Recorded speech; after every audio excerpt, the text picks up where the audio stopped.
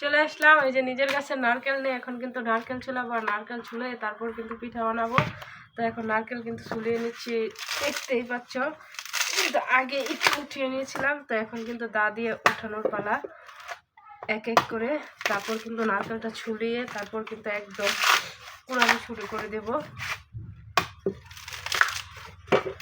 দেখতে পাচ্ছ ধুম তারাকা। আরে এতে গেরা হয়ে বসছে। এই যে বন্ধুরা দেখতে পাচ্ছ নারকেলের ভিতরে কিন্তু গেরা হয়ে গেছে, এটা কিন্তু গাছ হয়ে যাইতো, দেখতেই পারছো। আর আমরা কিন্তু গাছের কিছু নারকেল থুয়ে দিছিলাম যে গাছ মানে করার জন্য। তো যাই হোক এটার ভিতরে কিন্তু হয়ে গেছে, আর এটা কিন্তু নিজের গাছের নারকেল একদম। আর নিজের গাছের সব কিছুই কিন্তু ভালো লাগে। আর তাছাড়া দেখো এই দেখো আরেকটা নারকেল আমি এই জায়গায় ঝুলাই রাখছি। এই যে দেখো এটার গুড়টা কত বড়, মাশাল্লাহ এটার গুড়ও বড়। কিন্তু নারকেল গাছ তো 4-5টা, তো এক একটা গাছের নারকেল কিন্তু এক এক রকম। তো এখন আমি আরেকটা নারকেল ঝোলাচ্ছি। তো আজকে হলো ভাপা পিঠা বানাবো আর হলো বুন্দি পিঠা বানাবো। তো সেই জন্যে 2টা নাইরলি আমি সিলিয়ে নিচ্ছি, একটা সিলিয়ে কিন্তু রাখছি, আরেকটা কিন্তু এখন সিলিয়ে নিচ্ছি। আর বাজার থেকে কিনে আনলে তো মনে করো যে একটুই হয়। তো যাই হোক যেটাই হোক এখন কিন্তু আমি 2টা নাইরলি সিলিয়ে নিচ্ছি, কারণ নিজের গাছের জিনিস যেভাবে তৃপ্তি মিটিয়ে খাওয়া যায় বাজারের জিনিসটা তো তেমনভাবে। আর তাছাড়া তৃপ্তিটার যেরকম কথা, মানে বাজারের জিনিসে তেমন একটা স্বাদ পাওয়া যায় না। তো যাই হোক আমাদের নিজের ক্ষেতের মানে চাউল এগুলা এখন গুঁড়ি করে নিছি, ওইটাও দেখিয়ে দিচ্ছি।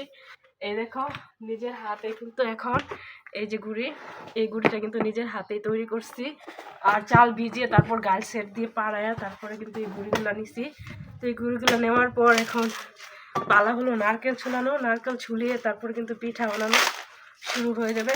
তো আমার নারকেলটা কিন্তু ছুলানো হয়ে গেছে, আর খুব অল্প সময়ে কিন্তু নারকেলটা ছুলিয়ে ফেলেছে। আর এই দেখো তার গেরা দেখছো, এটা কিন্তু গাছ হয়ে যায়। তো তো এখন কিন্তু ছুলাই নিছি। তো ছুলানোর পর কিন্তু দেখতে পাচ্ছি মানে গাছটা, এই দেখো তার গেরা, এটা শিখর।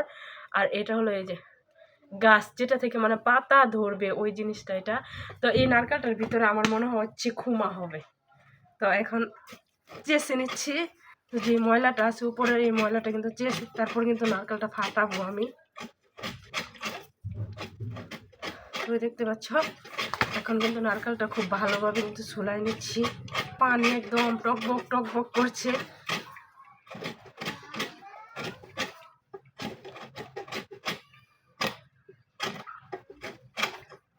আমার নারকেলটা প্রায় ছুলানো শেষ।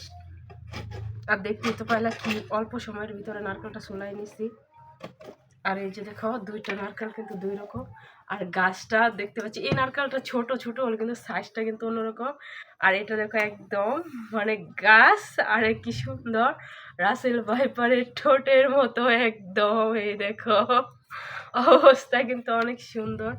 তো এই নারকেলটা ছোট হলেও কিন্তু খাইতে কিন্তু খুব মিষ্টি এই নারকেলটা। আর আমাদের গাছে সব কয়টা নারকেলে কিন্তু খাইতে খুব ভালো হয় সাধারণ। তো এখন কিন্তু আমি ফুটা করে নেব এটাকে। তোমার চাষা কিন্তু হয়ে গেছে, এখন কিন্তু এটা কেটে ফেলবো কারণ ফুটা করার জন্যে। এই দেখো ভেঙে নিচ্ছি, এই দেখো ভেঙে নিয়েছি। আর এটা কিন্তু এই জায়গায় রয়ে গেছে, এখন ফুটা করছি নারকেলটা। ছিদ্র করে নেব।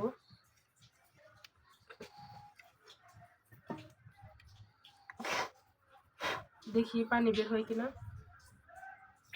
পানি বের হবে না কারণ এটার ভিতরে খুমা আছে আমি জানি। তো সেই জন্য দেখো ছিদ্রটা হচ্ছে না, ভিতরে খুমাটা অনেকটা রয়ে গেছে। তো এটা কিন্তু একটা মানে বাটিতে বা পাতিলাতে নিয়ে তারপর বাড়ি দিয়ে পানিটা বের করতে হবে। তো যাই হোক এখন কিন্তু আমি এই দিক থেকে পানি বের করতে পারছি না। তো এখন কিন্তু নারকেলটা ফাটাই তারপর কিন্তু পানিটা বের করব। তারপর দেখাচ্ছি তোমাদের ভিতরের অবস্থাটা। বিসমিল্লাহ। এই দেখো, এই দেখো পানিটা কিন্তু একদম পড়ে গেছে।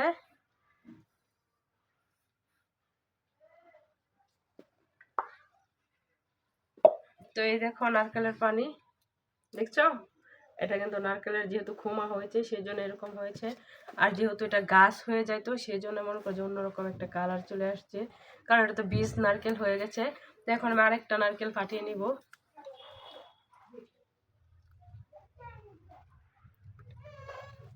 তো তো ভিডিওটা কেমন হয়েছে অবশ্যই কিন্তু কমেন্ট করে জানাবা। তো আবার চলে আসবো নতুন কোনো ভিডিও রেসিপি নিয়ে তোমাদের যখন আমরা শেয়ার করতে। সেই পর্যন্ত সবাই ভালো থাকো, সুস্থ থাকো, ধন্যবাদ সবাইকে, আসসালামু আলাইকুম।